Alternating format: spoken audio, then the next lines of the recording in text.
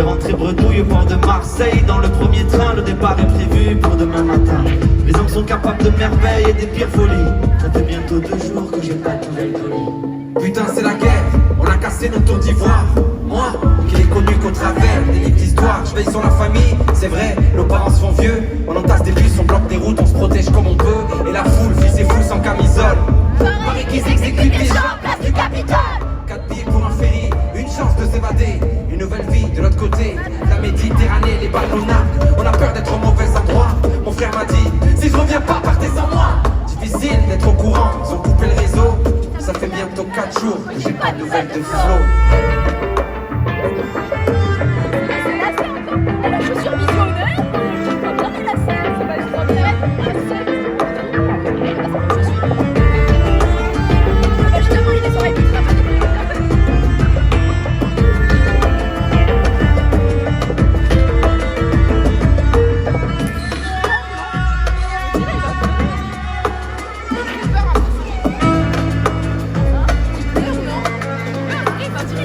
Bien sûr le bruit des wagons des meurants d'insomniaques. Certains ont mis toute leur maison au fond d'un petit sac. Le train s'arrête et redémarre, me donne des hauts le cœur. On a fait en 2 jours ce qu'on faisait en 6 heures. Je veux rejoindre ma famille au port de Marseille, mais j'ai pris du retard. Je crois bien qu'ils vont partir sans moi, quel cauchemar. Pas grave, je les rejoindrai en barque. Pas de réseau, impossible de choper une barre. Je vois une enfant au sol, lui demande si elle est seule. Elle dit qu'elle accuse des parents couchés sous des linceuls. Les hommes sont capables de merveilles et des pires folies. Ça fait bientôt 4 jours que j'ai pas de nouvelles d'Oli.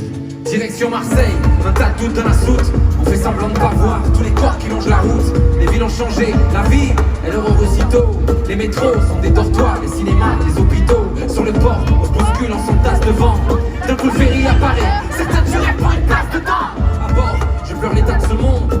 On a attendu mon frère jusqu'à la dernière seconde. On veut pas être là-bas, on veut juste être autre part. On veut respirer, comme le lendemain de cauchemar. Le bateau démarre, je fixe son sillage sur l'eau. Ça fait bientôt 7 jours que j'ai pas de nouvelles de Flo.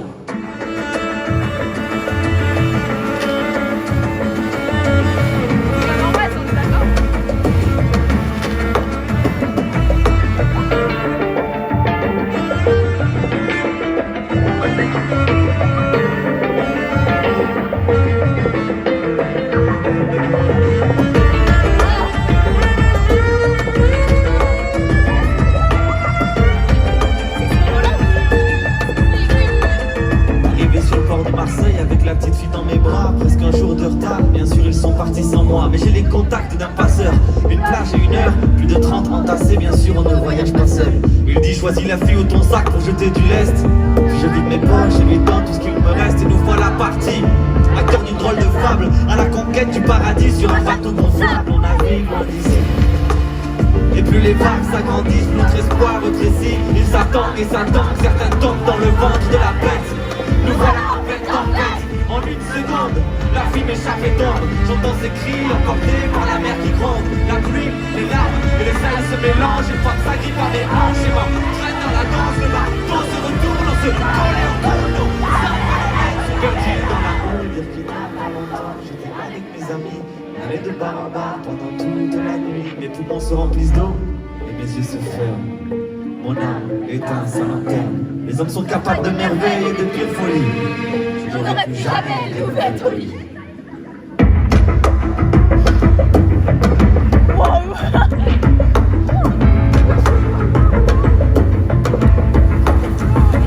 Le bateau accoste, première vision des barbelés. Ça, mon frère ne m'en avait pas parlé. Encore des armes et des pare-balles.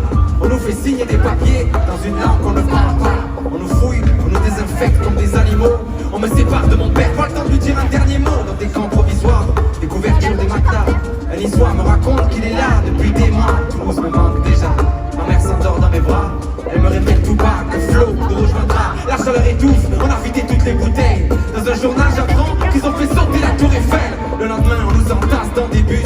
Les autres sur les uns, un peu le moins, un peu le plus. Des centaines de fous accompagnent notre départ. Des poings bondis en l'air, des cris, des regards. Je crois celui d'un type qui sonde avec ferveur.